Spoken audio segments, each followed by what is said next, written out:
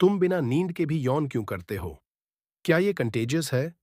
जब तुम थक जाते हो या बोर होते हो, तुम्हारा ब्रेन थोड़ा स्लो हो जाता है।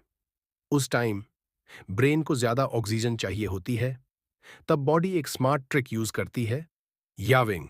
जब तुम याविंग करते हो, टर्म एक डीप ब्रेथ लेते हो और ज्यादा ऑक्सीजन ब्रेन तक पहुंचती है, इसलिए तुम थोड़ा फ्रेश फील करते हो।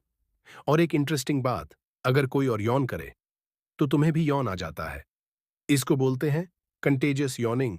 ये हमारे ब्रेन की एम्पैथी की वजह से होता है। तो नेक्स्ट टाइम जब यौन आए, समझ जाओ तुम्हारा ब्रेन रिचार्ज मांग रहा है।